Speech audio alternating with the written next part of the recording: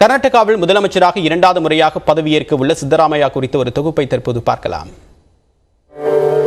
மைசூரு அருகே சித்திரமன்னஹுண்டி எனும் குக்கிராமத்தில் ஆடு மேய்க்கும் தொழிலாளிக்கு மகனாக பிறந்தவர் சித்தராமையா. 1948ஆம் ஆண்டு ஆகஸ்ட் 12ஆம் தேதி பிறந்த சித்தராமையா சொந்த ஊரில் திண்ணைப்பள்ளியில் சேர்ந்து தொடக்க கல்வியை படித்தவர். மதிய உணவுக்காகவே உயர்நிலைப் பள்ளியில் சேர்ந்து படித்த சித்தராமையா படிப்படியாக கஷ்டப்பட்டு படித்து மைசூருவில் இளநிலை அறிவியல் பட்டப்படிப்பை முடித்தார். பின்னர் சட்டக்கல்லூரியில் படித்த காலகட்டத்தில் சோசியலிச கருத்துக்களில் ஈர்க்கப்பட்ட சித்தராமையா மக்களுக்காக பல்வேறு போராட்டங்களை நடத்தியிருக்கிறார். சமூக நீதியே நமது சமூகத்திற்கு அவசியம் என சோசியலிச கோட்பாடுகளால் ஈர்க்கப்பட்ட அவர் ஜார்ஜ் பெர்னாண்டஸுடன் 1977இல் லோக்தள கட்சியில் சேர்ந்து பணியாற்றினார். 1983ஆம் ஆண்டு நடந்த கர்நாடக சட்டப்பேரவை தேர்தலில் மைசூரு சாமுண்டீஸ்வரி தொகுதியில் போட்டியிட்டு முதல் முறையாக சட்டமன்ற உறுப்பினரானார்.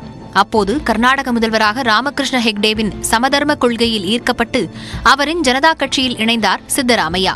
அவருக்கு போக்குவரத்து அமைச்சர், கால்நடை நலத்துறை அமைச்சர் என பல பொறுப்புகளை வழங்கி கௌரவப்படுத்தினார் ராமகிருஷ்ண ஹெக்டே.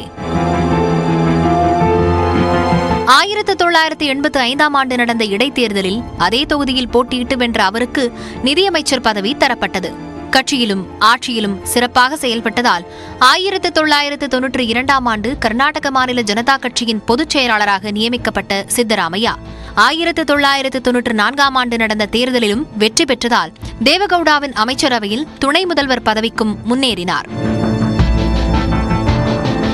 1999இல் ஜனதாதளம் இரண்டாக உடைந்தபோது தேவகவுடாவுடன் இணைந்து வெளியேறி மதசார்பற்ற ஜனதாதளம் என்ற கட்சியை தொடங்கினார். தேவகவுடா அக்கட்சியின் தலைவராகவும் சித்தராமையா மாநில தலைவராகவும் நியமிக்கப்பட்டனர்.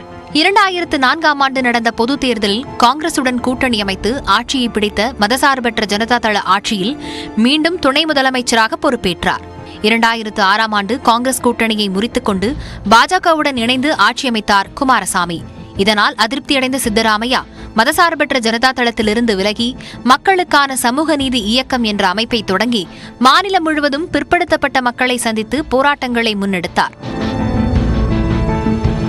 இதையடுத்து சோனியா காந்தியின் அழைப்பை ஏற்று காங்கிரஸ் கட்சியில் சேர்ந்த சித்தராமையா 2009ஆம் ஆண்டு பாஜக ஆட்சியை பிடித்தபோது சட்டமன்ற எதிர்க்கட்சித் தலைவரானார். 2013ஆம் ஆண்டு தேர்தலில் காங்கிரஸ் வெற்றி பெற்றதும் கர்நாடகத்தின் 22வது முதல்வராக பதவியேற்றார் சித்தராமையா.